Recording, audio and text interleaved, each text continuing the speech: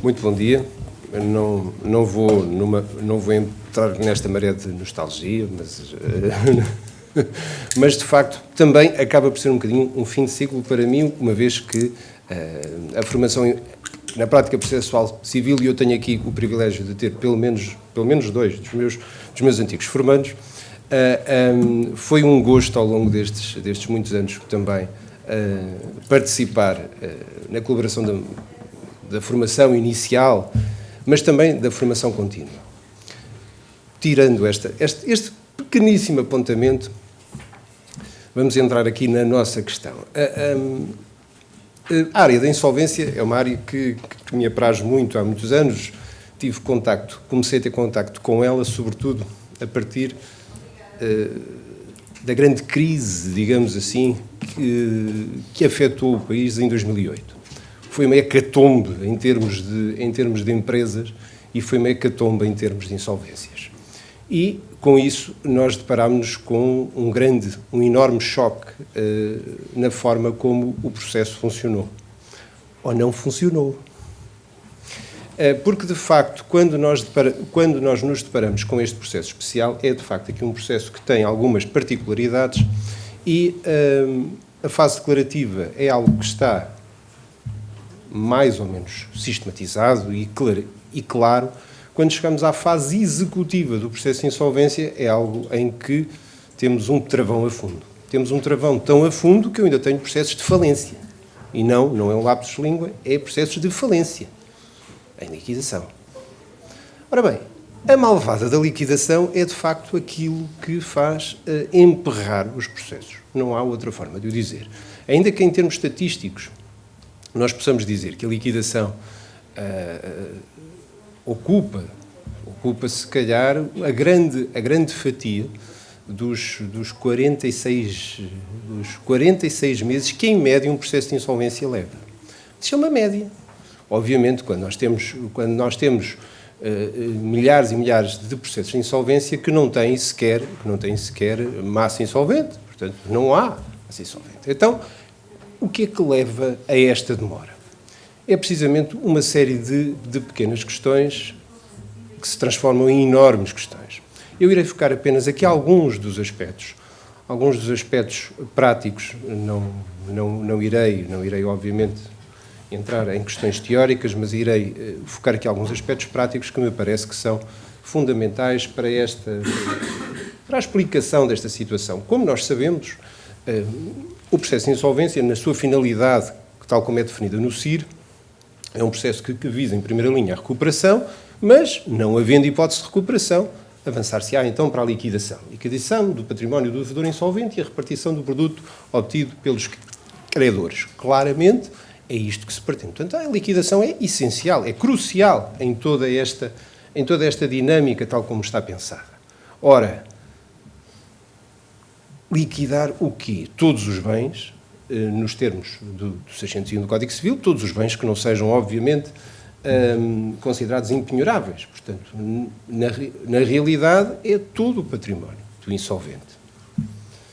Ora, a massa insolvente, que é aquilo que nasce, efetivamente, com a declaração de insolvência, com o trânsito em julgado, a declaração de insolvência, todo aquele acervo patrimonial que nasce ali e que tem que ser liquidado, objeto de liquidação.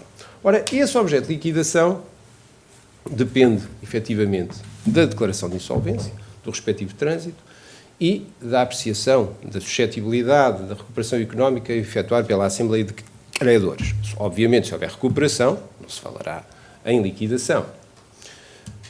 Ela cabe ao administrador de insolvência, do ponto de vista prático, nada há a apontar, carece da ligação à Assembleia de Credores, ou da Comissão de Credores, melhor dizendo, e aqui começam alguns problemas. Um dos problemas que se coloca muitas vezes é quando existem comissões de credores, é o certo desencanto que afeta muitas vezes as comissões de credores. Não há outra forma de o dizer.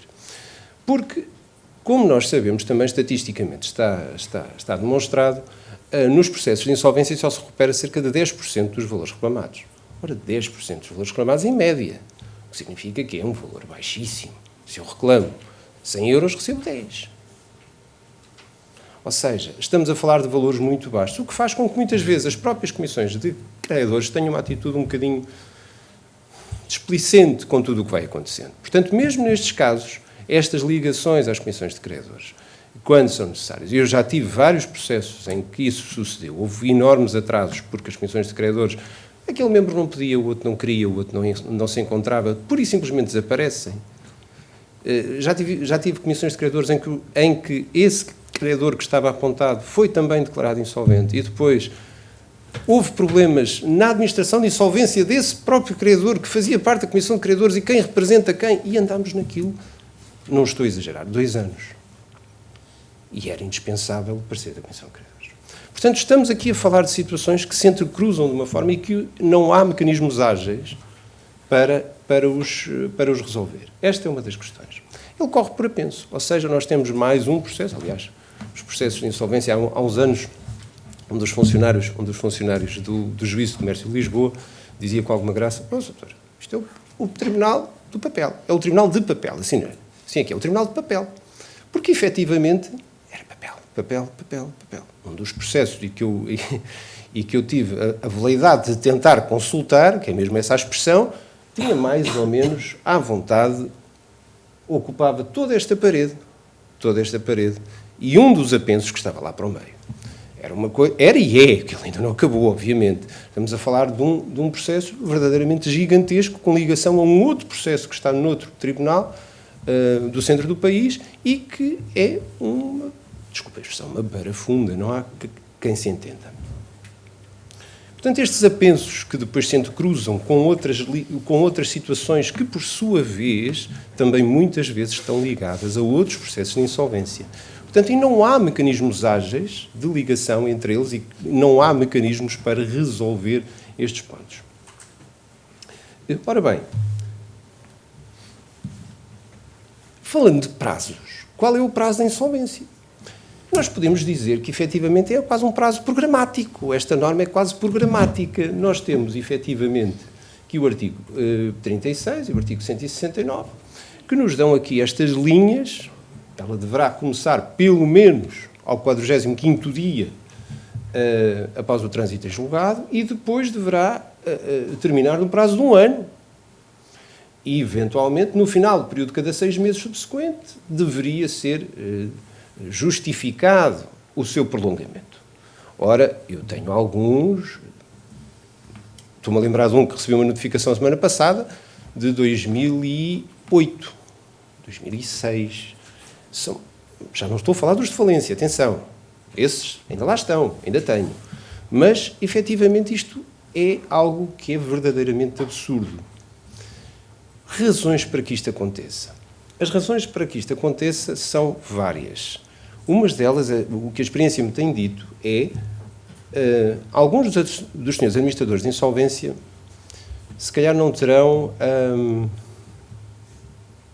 eu não quero ser injusto, mas se calhar não terão a capacidade de gestão necessária para alguns dos processos que lhes calham. Não há outra forma de o dizer. Não têm, se calhar, os recursos, não têm os conhecimentos, e se às vezes isto envolve questões jurídicas complexas, como este que eu estava a dizer, em que 2 membros de uma comissão de credores foram também declarados insolventes e isto cruzou-se de uma forma extremamente confusa e tornou-se muito complicado e torna-se muito complicado. E alguns deles não têm nem os meios nem a capacidade para fazer face a estas questões. Depois, a própria... Não há, digamos assim, como que uma avaliação do trabalho dos senhores administradores de insolvência. E essa circunstância... Eu sei, existe a comissão de acompanhamento, eu sei isso, mas, de facto, do ponto de vista prático, há problemas graves do ponto de vista da liquidação que se colocam ao nível desta situação. Mas vamos deixar estas questões mais subjetivas, digamos assim, e passemos às questões um bocadinho mais objetivas. Quando nós estamos a falar de liquidação, estamos a falar de venda, no essencial. A lei diz-nos, passou a dizer, que a modalidade preferencial é a venda em leilão eletrónico.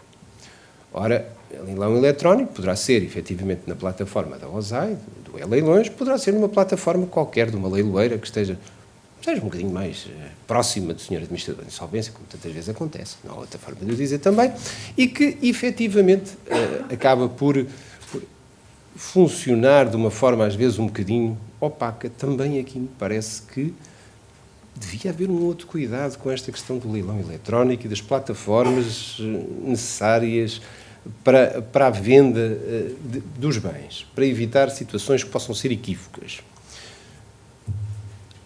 Para além disso, podem ser admitidas todas aquelas que são efetivamente admitidas em processo executivo, e aí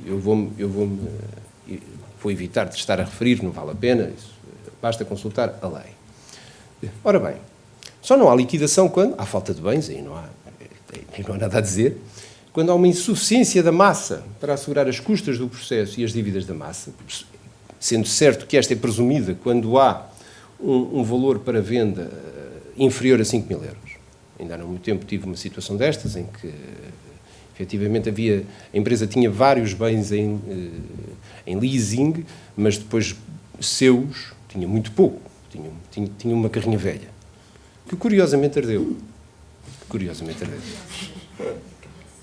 É assim, já não vou entrar no domínio do anedótico. Há uns anos atrás tive um processo em Sintra, que foi uma coisa fantástica. Toda a contabilidade foi parar um barracão, o barracão ardeu, eu ainda tentei a qualificação de insolvência e foi considerada fortuita. Como é que fortuitamente toda a contabilidade de uma empresa, não estamos a falar de uma empresa de mão de escada, estamos a falar de uma empresa que movimentava cerca de 2 milhões por ano, toda a contabilidade vai parar um barracão e o barracão arde. E é considerado fortuito. Foi fantástico, mas pronto. Tirando este domínio do anedótico, efetivamente, nós temos esta regra, e aqui parece-me bem, porque é escusado estar a fazer perder mais tempo a todos, quando o valor seja quase que simbólico. Ou quando há dispensa de liquidação. A dispensa de liquidação é um mecanismo que também é um mecanismo às vezes estranho. Posso-vos dizer também alguns casos originais que tive. Tive um caso em que aí foi uma insolvência pessoal, a senhora precisava da viatura para o seu dia-a-dia, era uma viatura já com muitos anos, era um Fiat Punto qualquer coisa, já não me recordo bem, o valor comercial dele era 2.500, juntámos demonstrações que era 2.500 euros, a senhora ofereceu-se para pagar os 2.500 euros com o auxílio da família porque necessitava do carro para continuar a andar. O senhor administrador de insolvência fez uma avaliação no valor de 7.500 euros. Ficámos todos a olhar, ok, pronto, se a massa insolvente consegue 7.500 euros por aquele valor, fantástico. Resultado, obviamente, desistimos da dispensa de liquidação, valor de venda. 2.500 euros. Portanto, foi uma coisa fantástica, mas pronto, enfim, ela comprou outro carro e não teve para se preocupar com isso. Ora bem, ou então, quando há efetivamente aqui a impossibilidade de venda de bens, esta questão já é uma questão um bocadinho mais complexa, a questão da impossibilidade de venda. Pode haver um bem, o bem até ser eventualmente valorizado num valor superior, mas não há quem compre. Já tive um caso desses também, em que, efetivamente, em termos de avaliação, o valor era superior a 5.000 euros, mas não há quem compre. Pura e simplesmente não é vendável. Não se conseguiu. Fez tentativas durante cerca de quase 2 anos. E aqui já tem que ser por interpretação. Aqui já temos que sair do 171. Não há outra forma de o fazer. Há uma equivalência àquela questão. É algo um bocadinho mais complicado. É uma situação um bocadinho mais complicada, mas tem sido aceito pelos tribunais esta situação. Quando não é pura e simplesmente vendável. E aqui foram feitas todas as tentativas possíveis para a venda do bem e não houve efetivamente resultado. Então tivemos que sair um bocadinho desta linha, é algo que me parece que é um ponto que terá que ser limado, uma aresta para ser limada. Uma questão onde também muitas vezes para a liquidação é quando nós estamos a falar nas insolvências das pessoas singulares, quando temos bens comuns em que um dos cônjuges é declarado insolvente, mas o outro não. Ora bem, esta situação, por regra, poderia levar a dois pontos. Era, no fundo, apreendida para a massa a ameação ou os próprios bens, e depois logo se via. São os próprios bens, não há dúvida.